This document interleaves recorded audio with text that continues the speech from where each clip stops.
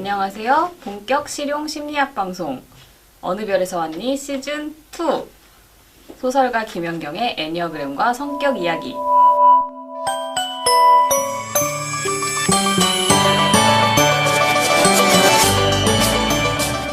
진행을 맡은 저는 완전 미친 5번 여자 김현경입니다. 네, 안녕하세요. 저는 애니어그램 전도사 갈데 없는 6번 여자 허진실입니다. 네 번째는 친화성이에요. 네. 친화성은 타인의 감정을 얼마나 잘 읽고 공감하는가. 그러니까 우리가 생각하는 공감 능력 있죠? 그게 친화성이에요. 그러니까 이것도 우리 그냥 능력이라고 생각하기 쉽지만 이것도 성격의 하나더라고요. 능력이라면 능력이고.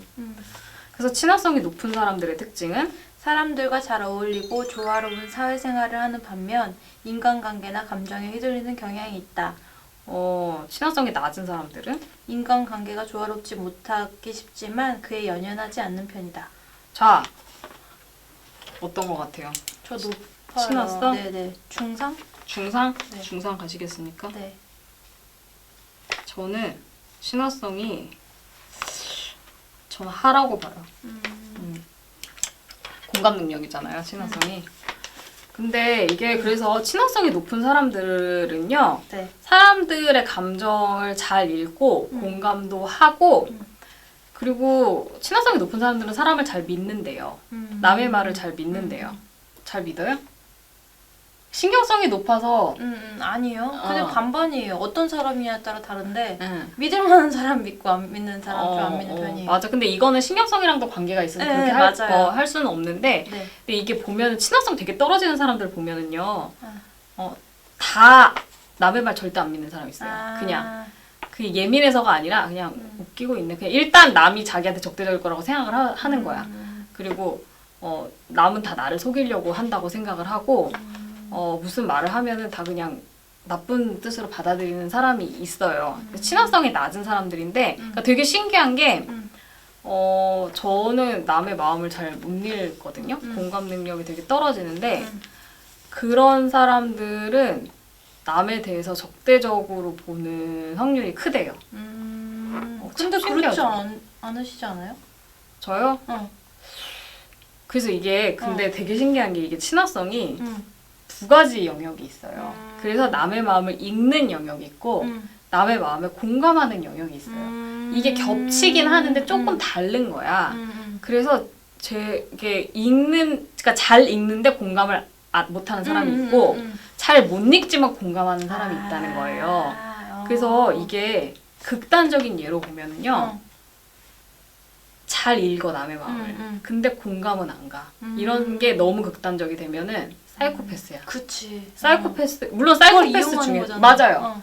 사이코패스 중에 남의 마음도 못 읽는 사이코패스도 있어요. 아예 그냥 그거 자체가 없는 사람이 있는데 어떤 사이코패스는 읽어 잘. 공감이 능력이 떨어지는 거죠? 그렇지. 그러니까 그거를 냉혹하게 이용하죠 남의 마음을.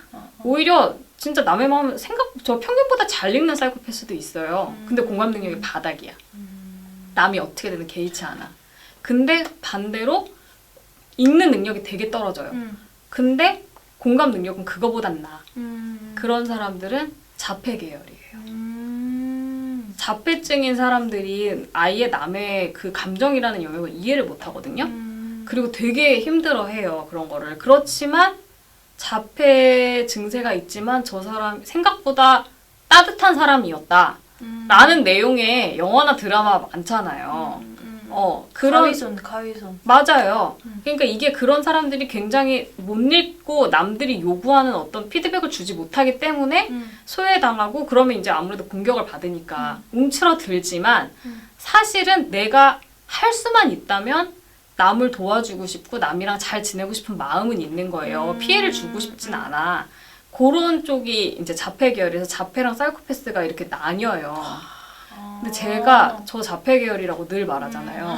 저 이거 보면서 알았어요. 저는 공감 능력은, 그러니까 읽는 능력은 정말 떨어져요. 지금 많이 좋아진 거지.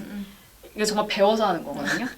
근데 글로 연애를 배웠어요. 이런 거네. 진짜 그런 거예요. 남들이 저렇게 말할 때는 그때 아직도 멀었어요. 나중에 깨닫는 경우도 되게 많아요.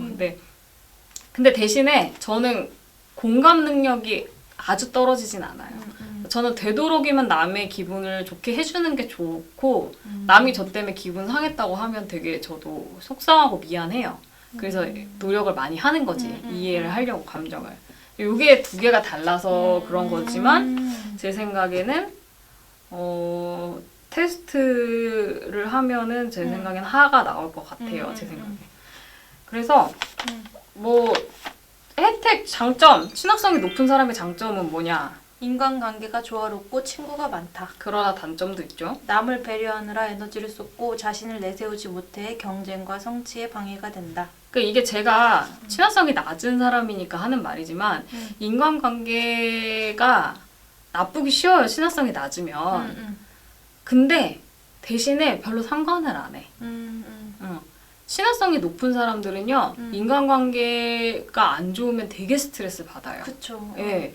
그러니까 그게 단점이 될 수 있어요. 오히려. 그리고 남의 기분, 그러니까 뭐 저는 이런 거는 있어요. 제가 배려를 하고 싶으면은 해요. 근데 쟤는 배려해줄 필요가 없다라고 생각을 하면 정말 그 사람의 기분을 쌩깔 수 있어요. 그러니까 제가 아무리 욕을 하고 나 때문에 기분 나빠해도 나는 신경을 끌 수가 있어. 그러니까 사실은 그게 이제 본능, 내가 되게 신기하게 생각한 것 중에 하나야. 내가 인간 탐구 생활에서 이제 인간을 모르겠다, 나는. 인간의 여러 가지 그런 행태 중에 제가 제일 이해가 안 갔던 게 중에 하나가 뭐냐면, 내가 걔를 싫어해. 근데 걔가 나를 싫어하는 게 왜 기분 나빠하지? 난 그게 너무 신기했어. 20대 초중반까지. 지금도 공감은 안 가요. 그러니까 내가 그걸 잘 모르는 거야. 그러니까 아니, 그래, 내가 좋아하는 사람이 나를 싫어하면 속이 상한 거는 알겠어. 근데, 아니, 너도 쟤 싫다며. 근데 쟤가 너 싫어하는 게 왜 기분이 나빠? 어떻게 설명해 주실래요, 외계인한테? 외계인한테 어떻게 설명하지?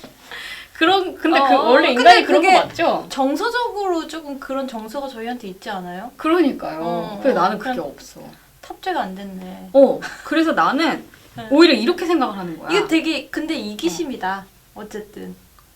그렇게 볼 수 있죠. 그치? 나는 미워해도 되지만 너 날 미워하면 안 돼. 그러니까 되게 이기심인 거잖아. 내가 좋든 싫든 제가 나를 싫어하는 것 자체가 기분이 나쁜 거예요. 그건 감정적인 거잖아요, 그냥. 근데 나는 이렇게 생각을 했어, 오히려. 내가 쟤를 싫어하면은 내가 쟤를 보면 기분이 나쁘잖아. 그럼 쟤도 나를 보고 기분이 나빠야지. 안 그러면 내가 손해잖아. 라는 식의 계산을 했었어요. 무슨 손해가 되지? 쟤도 나를 보고 기분이 나빠야지. 쟤도 나를 싫어해야지. 내가 쟤를 싫어하는데 난 기분이 나쁘잖아. 그럼 쟤를 보면 쟤도 나를 보고 기분이 나빠야지. 그래야 쌤쌤이 되는 거 아닌가요?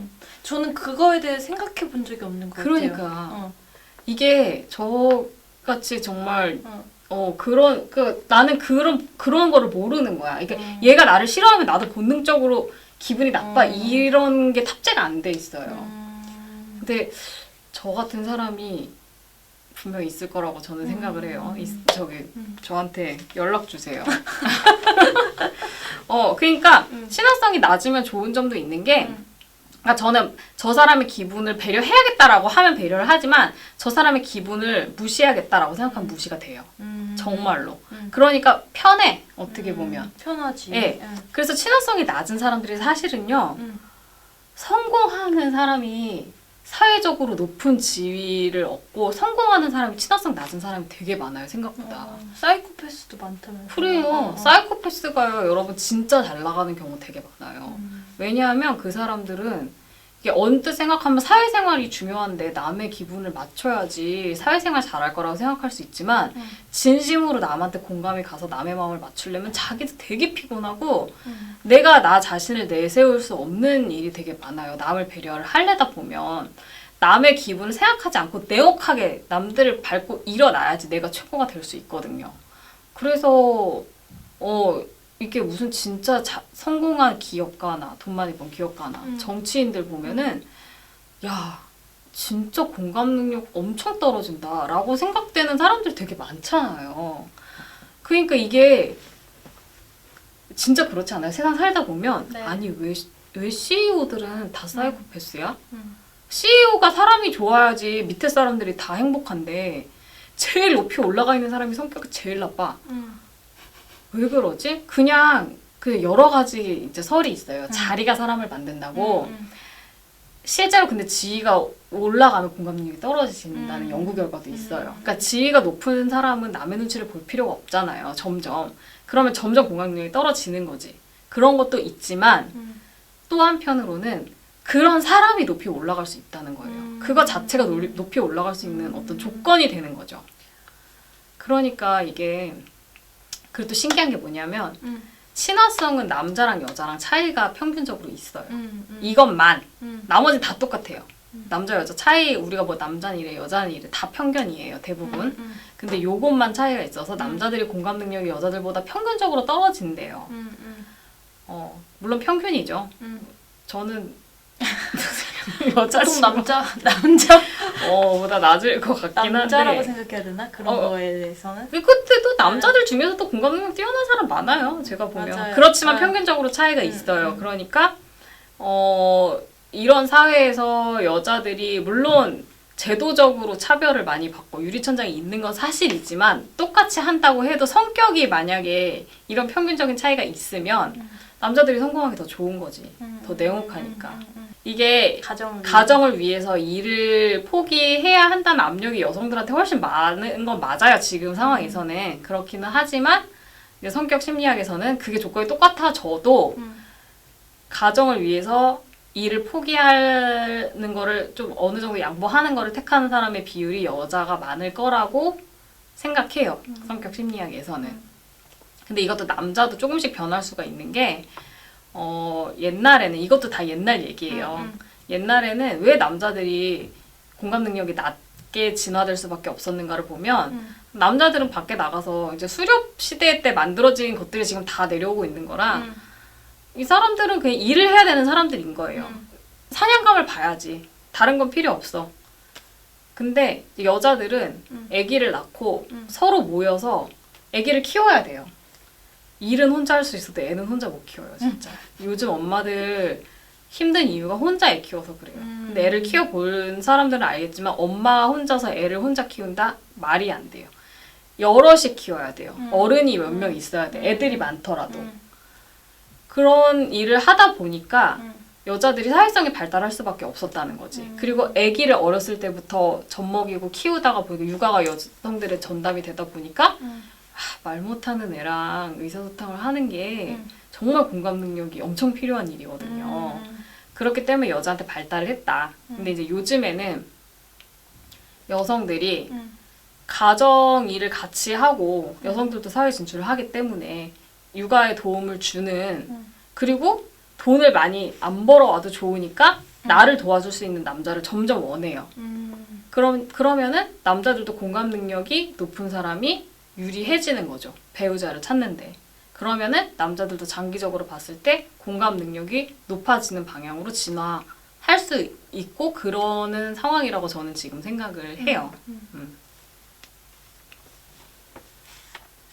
그래서 이게 친화성이 너무 높은 사람, 그 친화성이 낮은 사람은 그 사이코패스나 자폐가 될 확률이 높다고 했고, 근데 친화성이 너무 높아도 성격 장애가 될 수 있는데 의존성 성격 장애라고 해서 너무 남한테 의존적이고 자기를 다 희생해서 남한테만 이렇게 하는 남의 어떤 인정과 사랑 없이는 살아갈 수 없는 그런 성격 장애가 드물지만 있다고 합니다.